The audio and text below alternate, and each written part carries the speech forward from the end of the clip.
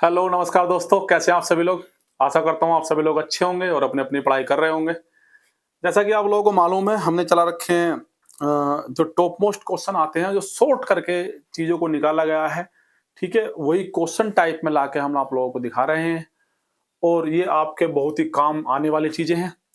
आप लोग इनका रिवीजन करते रहिए, बार-बार, बार-बार, ठीक है? 2-3 बार आप एक बार 2-3 बार वीडियो को देख लीजिए, तो आपका रिवीजन अच्छा हो जाएगा।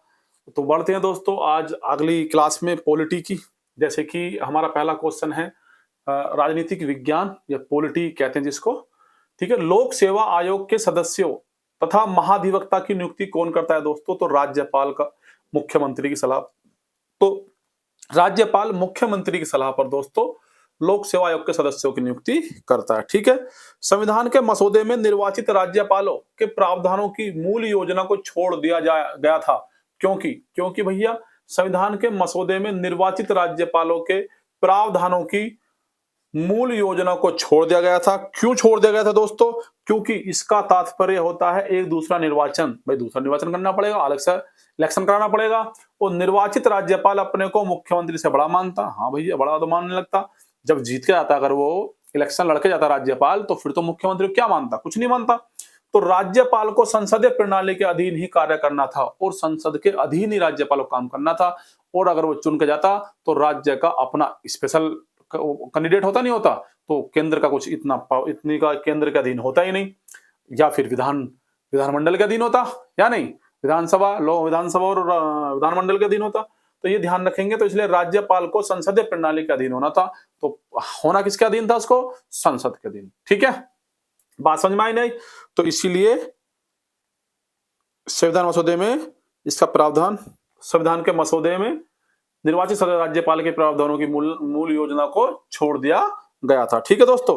किस राज्य के राज्यपाल, जैसे किसी राज्य के राज्यपाल संविधान के किस अनुच्छेद के अंतर्गत विधानमंडल के अवकाश के दौरान अध्यादेश जारी कर सकते हैं? तो कौन से आर्टिकल के दौरान राज्यपाल अध्यादेश जारी कर सकता है? तो आप बिल्कुल ठीक है, 213, ठीक है? 213 समझ में आया नहीं आया? 213 के अनुसार कौन कर सकता है दोस्तों? राज्यपाल अध्यादेश जारी कर सकता है। विधानमंडल के पुनः समावेशित होने पर उससे स्वीकृति मिलना आवश्यक है, अन्यथा विधानमंडल के पुनः समावित होने के 6 सप्ताह के बाद उसकी वैधता समाप्त हो जाती है, ठीक है? अगर बाय द वे अध्यादेश जारी कर दिया है, तो या तो किसके अंदर 6 सप्ताह के अंदर, ध्यान रखना दोस्तों, 6 सप्ताह के अंदर स्वीकृति मिल जाए।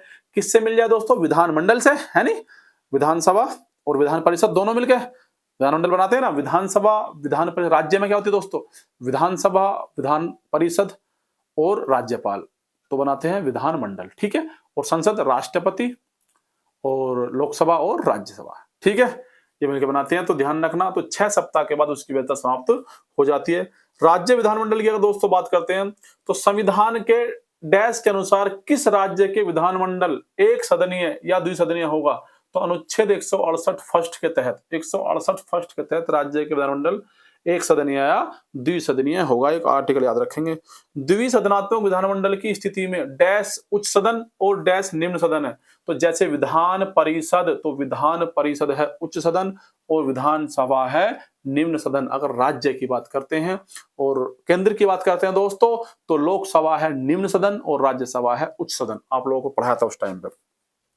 संविधान के अनुच्छेद डैश के तहत धन विधेयक से भिन्न विधेयक, साधारण विधेयक को, मतलब किसको? साधारण विधेयक को विधान परिषद प्रथम बार में 3 माह तक तथा विधान सभा द्वारा पुनः पारित किए जाने पर 1 माह तक, इस प्रकार कुल 4 माह तक ही रोक सकती है। कौन से आर्टिकल के तहत? 197 आर्टिकल के तहत, आर्टिकल 197 के तहत भैया कुल जो है कितने दिन तक रोक सकती है दोस्तों? तो 4 माह तक, ठीक है भैया? बात समझ में आई नहीं आई? कौन? विधान परिषद। धन विधेयक को विधान परिषद को कितने दिनों की अवधि के भीतर लौटाना होता है? तो धन विधेयक को कितने दिनों के अंदर दोस्तों? 14 दिनों के अंदर लौटाना होता है। राज्य में धन विधेयक केवल प्रस्तुत किया जा सकता है, कहां पर? विधानसभा में।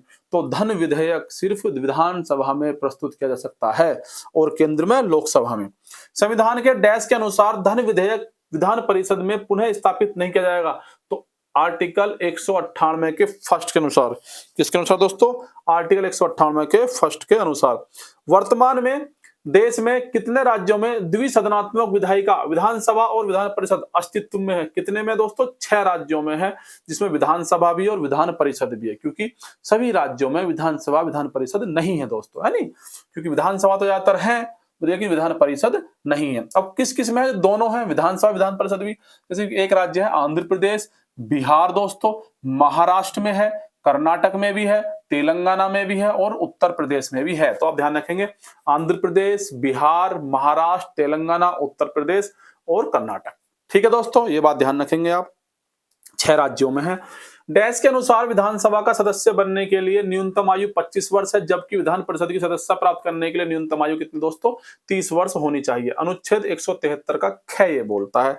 अब देखते हैं अनुच्छेद 174 के फर्स्ट के अनुसार राज्य विधानमंडल का समय समय पर सत्र बुला सकते हैं। राज्य विधानमंडल का सत्र इस प्रकार बुलाया जाता है कि 2 सत्रों के मध्य 6 माह से अधिक का अंतराल न हो। तो कौन बुलाता है दोस्तों? राज्यपाल बुलाता है। संविधान के अनुच्छेद कौन से दोस्तों? संविधान के अनुच्छेद डैश के अनुसार राज्य की विधानसभा के सत्रावसान का आदेश राज्यपाल द्वारा समय समय पर दिया जाता है। तो अनुच्छेद 174 का 2 का क। तो कौन सा दोस्तों? अनुच्छेद 174 का 2 का क। 174 का 2 का ख, राज्यपाल समय समय पर विधानसभा का विघटन कर सकेगा दोस्तों। ठीक है, भारत का एकमात्र ऐसा राज्य जहां सामान्य सिविल कोड लागू होता है तो गोवा। तो गोवा भारत का एकमात्र ऐसा राज्य है जहां पर सामान्य सिविल कोड लागू होता है दोस्तों। ठीक है, डैश भारत के किसी भी राज्य की मुख्यमंत्री बनने वाली पहली महिला थी? तो सुचेता कृपलानी। तो पहली महिला बनी थी दोस्तों कौन? सुचेता कृपलानी। क्या बनी थी? मुख्यमंत्री। और कहां की बनी थी दोस्तों? उत्तर प्रदेश की बनी थी। किसी राज्य के राज्यपाल संविधान के किस अनुच्छेद के अंतर्गत विधानमंडल के अवकाश के दौरान अध्यादेश जारी कर सकते हैं? अभी बताया 213, ठीक है, और 123 के अनुसार राष्ट्रपति करता है अध्यादेश जारी। तो 213। किस राज्य की विधानसभा की सर्वाधिक सदस्य संख्या है? तो किस राज्य में सर्वाधिक विधानसभा की सदस्य संख्या दोस्तों? उत्तर प्रदेश में है सर्वाधिक विधानसभा सदस्य सीटों की संख्या। भारतीय संविधान के अनुच्छेद 170 के अनुसार किस राज्य की विधानसभा के सदस्यों की न्यूनतम तथा अधिकतम संख्या क्रम से हो सकती है? तो कितनी? 60 तथा 500। 60, कम से कम 60 और ज्यादा से ज्यादा 500 दोस्तों हो सकती है। राज्य विधानमंडल की बैठक आयोजित करने के लिए कोरम गणपूर्ति क्या है? तो 10 सदस्य या कुल सदस्य का 10वां हिस्सा, जो भी अधिक हो उसको ले लेंगे। ठीक है, आगे देखते हैं, कौन सा एक राज्य आकस्मिक निधि की स्थापना के लिए उत्तरदायी है? तो कौन सा एक राज्य है जो आकस्मिक निधि की स्थापना के लिए उत्तरदायी है? तो किसी राज्य का विधानमंडल।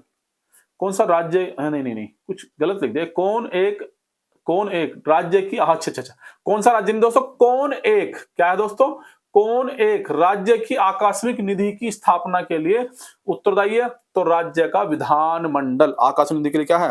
विधानमंडल। धन विधेयक के अतिरिक्त एक विधेयक जो विधानसभा ने प्रथम बार पारित कर दिया हो, विधान परिषद में कितने माह तक पड़ा रह सकता है? तो दोस्तों 3 माह तक पड़ा रह सकता है, ध्यान रखेंगे। उच्च न्यायालय की बात आ जाती है। राज्य के न्यायिक प्रशासन का उच्चतम स्तंभ होता है दोस्तों उच्च न्यायालय। तो राज्य के न्यायिक प्रशासन का उच्चतम स्तंभ क्या होता है? उच्च न्यायालय होता है नहीं। वर्तमान में भारत में उच्च न्यायालयों की संख्या कितनी है दोस्तों? तो 25 है दोस्तों। कितनी है? 25 हाई कोर्ट्स हैं, है नहीं। मार्च 2013 में केंद्र द्वारा पूर्वोत्तर के कितने राज्यों में नए उच्च न्यायालय का गठन किया गया?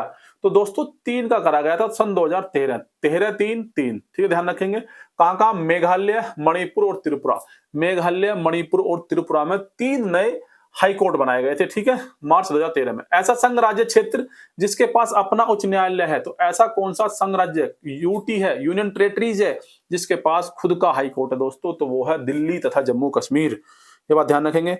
संविधान के डैश के अनुसार उच्च न्यायालय के न्यायाधीशों के वेतन एवं भत्ते राज्य की संचित मतलब समेकित निधि से दिए जाते हैं। तो अनुच्छेद 202 के 3, 202 के 3, अनुच्छेद 202 के 3। डैश के तहत उच्च न्यायालय के न्यायाधीशों की पेंशन भारत सरकार की संचित निधि से दी जाती है। तो अनुच्छेद 112 का 3 का घ। तो कौन सा दोस्तों? आर्टिकल 112 का 3 का घ। वर्तमान में डैश उच्च न्यायालय है जिनकी आधिकारिकता एक से अधिक राज्यों संघ राज्य क्षेत्रों पर आधारित है। तो कितने हैं दोस्तों? 7। कौन कौन से हैं? बंबई उच्च न्यायालय। तो बंबई उच्च न्यायालय में दोस्तों कौन कौन से, ध्यान रखना। बंबई में देखो महाराष्ट्र के केस लड़े जाते हैं, गोवा के भी, दादरा और नागर हवेली और दमन और दीप के। देखो दोस्तों, ठीक है, तो 1 2 3 और 1 4, 4 जगह हो गया बंबई उच्च न्यायालय। महाराष्ट्र, गोवा, दादरा और नागर हवेली और दमन और दीप। कलकत्ता उच्च न्यायालय, अगर कलकत्ता उच्च न्यायालय की दोस्तों बात करते हैं तो पश्चिम बंगाल, अंडमान और निकोबार, तो पश्चिम बंगाल की और अंडमान और निकोबार द्वीप समूह का केस भी कहां लड़ा जाता है? कलकत्ता उच्च उच्च न्यायालय में। गुवाहाटी उच्च न्यायालय की बात करते हैं तो गुवाहाटी में कौन सा दोस्तों? असम, अरुणाचल प्रदेश, मिजोरम, नागालैंड। असम, अरुणाचल प्रदेश, मिजोरम और नागालैंड, ठीक है। केरल उच्च न्यायालय की अगर दोस्तों बात करते हैं तो केरल उच्च न्यायालय में केरल और लक्षद्वीप। मद्रास उच्च न्यायालय की बात करते हैं तमिलनाडु एवं पुडुचेरी, तो पुडुचेरी भी कहते हैं, है नी। तो मद्रास उच्च न्यायालय की कौन सा दोस्तों? तमिलनाडु एवं पुडुचेरी। पंजाब एवं हरियाणा उच्च न्यायालय की बात करेंगे तो पंजाब, हरियाणा और चंडीगढ़। अगर दोस्तों आगे बात करें जम्मू और कश्मीर उच्च न्यायालय की, जम्मू और कश्मीर और लद्दाख दोनों केस लड़े जाते हैं जम्मू कश्मीर हाई कोर्ट में। इलाहाबाद उच्च न्यायालय की मूल पीठ, जो इलाहाबाद उच्च न्यायालय दोस्तों यूपी का, की मूल पीठ इलाहाबाद और एक बेंच है कहां पर दोस्तों? लखनऊ में है। इस उच्च न्यायालय की स्थापना 1886 में आगरा में करी गई थी। कहां करी गई थी दोस्तों? आगरा में। लेकिन 1869 में इसे इलाहाबाद स्थानांतरित कर दिया गया था, है नी। इलाहाबाद उच्च न्यायालय में न्यायाधीशों की स्वीकृति संख्या 160 है, जो देश के अन्य सभी डैश से अधिक है। किससे अधिक है दोस्तों? उच्च न्यायालयों से अधिक है। एक ऐसी याचिका जो न्यायपालिका द्वारा जारी की जाती है तथा जिसमें कार्यपालिका से कहा जाता है कि वह ऐसा कार्य करे जो उसे प्रदत्त शक्तियों के अंतर्गत करना चाहिए था, उस रिट याचिका को क्या कहा जाता है दोस्तों? तो उसका जाता है मेडमस या परमादेश। तो कोर्ट क्या जारी करता है? परमादेश जारी करता है, ठीक है। भारतीय संविधान के किस अनुच्छेद में केंद्र शासित प्रदेश के लिए उच्च न्यायालय का प्रावधान है दोस्तों? तो आर्टिकल 241। तो भारतीय संविधान के आर्टिकल 241 के अनुसार केंद्र शासित प्रदेशों के लिए उच्च न्यायालय का प्रावधान है। भाग 8 में संघ राज्य क्षेत्रों के बारे में प्रमुख वर्णन है। तो संघ राज्य क्षेत्र यूटी के बारे में प्रबंधन में भाग 8 में, ठीक है। आर्टिकल 239 संघ राज्य क्षेत्र का प्रशासन। आर्टिकल 240 कुछ संघ राज्य क्षेत्रों के लिए विनिमय बनाने की राष्ट्रपति की शक्तियां दोस्तों। आर्टिकल 241 संघ राज्य क्षेत्रों के लिए उच्च न्यायालय, है नी। तो संघ राज्य क्षेत्रों के लिए उच्च न्यायालय आर्टिकल 241। भारत के संविधान की कौन सी अनुसूची में 3 विधायी सूचियों का प्रावधान है? तो कौन सी अनुसूची में दोस्तों? 7वीं अनुसूची में। ये तो आपको याद होगा, वेरी वेरी इंपॉर्टेंट होता है। 3 अनुसूचियां होती है इसमें, संघ सूची, राज्य सूची, समर्थ सूची, ठीक है। संघ सूची में 97 विषय है। वर्तमान में कितने हैं दोस्तों? 98। अगर गिन के देखते हैं गणना करने की उस पर।